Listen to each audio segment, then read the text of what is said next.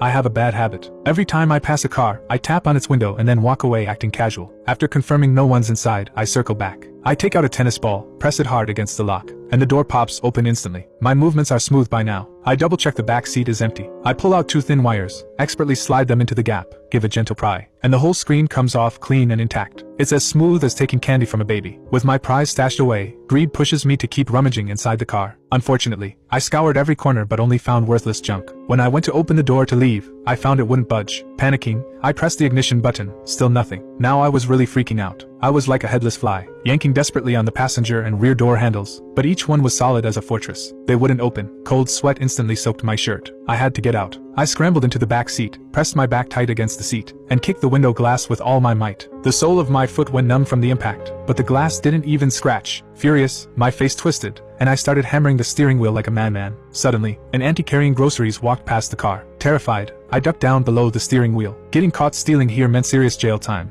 a major felony. I'd rather be trapped inside than arrested. Once the woman was gone, I shakily climbed back to the driver's seat, forcing myself to calm down. I suddenly remembered that there's often a hidden compartment behind the back seats. I quickly flipped the seat back down, and sure enough, a few tools were stuffed inside. I grabbed the handiest looking one and went at the window again, smashing it wildly. 1 hit, 2 hits, my whole arm went numb from the vibrations, but the glass didn't even crack. That's when I realized the owner had taken precautions. This wasn't regular glass. It was top-of-the-line bulletproof glass. Since the window was hopeless, I started trying to dismantle the door. But even after stripping it down to the steel panel, it still wouldn't open. I realized things weren't so simple. Those door handle switches were just dummy decorations. In my struggle, my wrist got sliced open by a sharp edge. Refusing to give up, I pulled up the carpet under my feet and found the entire car body had been specially reinforced inside. Now I was truly a caged animal. No way out. I huddled in the back seat corner and pulled out my final weapon. I aimed at the window and pulled the trigger. A deafening gunshot exploded in the confined space. Suddenly, excruciating pain shot through my thigh. A ricochet had struck my own leg.